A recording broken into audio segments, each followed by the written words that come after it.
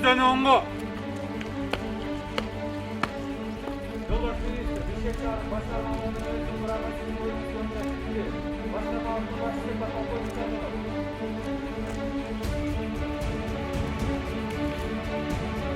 Olmasa tutuşlar.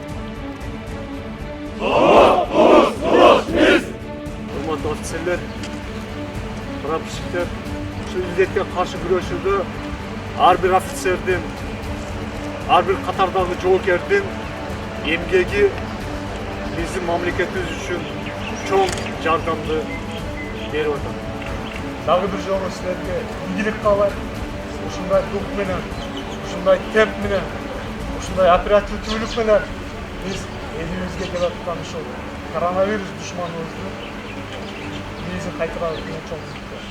Коронавирус иллети менен күрөшүүдө Кыргыз Республикасынын президент тарабынан, Кыргыз Республикасынын өкмөт тарабынан коюлган тапшырмаларды өзгөчө кырдаалдар министрлиги так жана күнү түнү иштөө режиминде аткарып атабыз. Бүгүнкү күндө биздин кызматкерлер негизинен региондордогу көчөлөрдү, имараттардын ичи сыртын, элдер көп жүрө турган жерлерди дезинфекциялоо иштерин аткарып атышат. Андан сырткары мына карапайым калктын арасына материалдык резервдер фондунан бөлүнгөн ундар болушу Өзбек Республикасына 1000 тоннага жакын ундар жардамга келилген.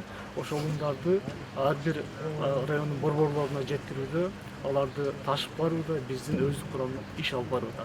15 000ге жакын биздин ушул жарандарыбызга ассервацияларга жаткыруу, алардын ордуна кеткенден дезинфекция иштерин жүргүзүү, аларды жаңы жууркан төшөктөрү менен камсыз кылуу, аларга 3 мал тамактарды камсыз кылуу өзгөчө кырдаалдар министрлигине жүктөлүп, биз ал иштерди дагы так аткарып атабыз.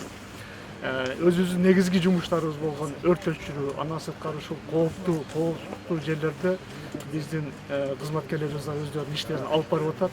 Бул биздин күнүмдүк ишибиз. Биздин 112 кызматыбыз бар. Ошол 112 кызматына күн сайын 5000ден 6000ге чейинки чалуулар, элдин кайрылуулары келип түшүп атат.